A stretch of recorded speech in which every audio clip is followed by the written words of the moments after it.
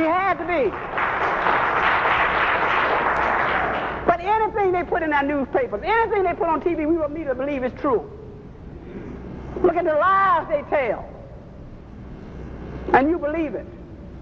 And now you don't even have to read any longer. Your children don't have to read. They interpret everything for us. Let's watch the 6 o'clock news. See what's happening.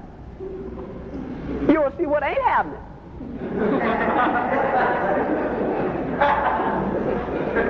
These are some of the things I'm telling you about are very simple. So your task, what is your task? Everybody asks, what should I do? You must begin to get into groups with each other. Begin to do this discussion. How is it that I can come to Seattle and you all come out and hear me, and yet you won't come out and talk to each other? Hey, what is that?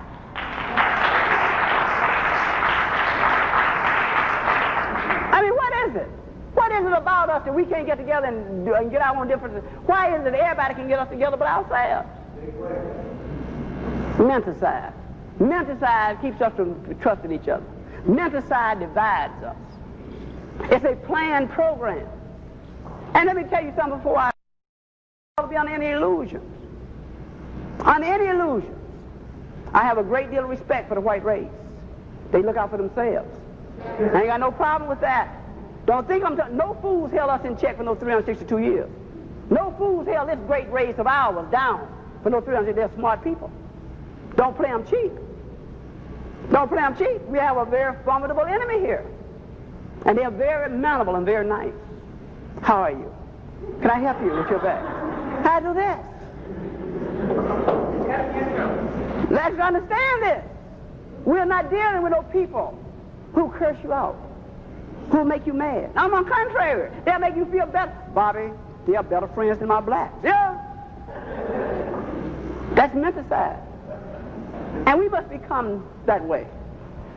We must become civil. We must become, how are you? How are you doing? Thank you very much for opening this door. Can I help you with that? The objective is to win. We got to win. We're talking about winning now. We're not talking about, in a horse race, you can win, place, and show. Most blacks want to show.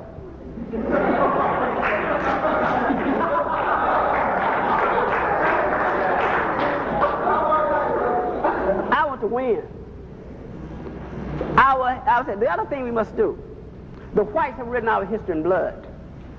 Are writing our history in blood. We must at least write theirs in ink. You must begin to write.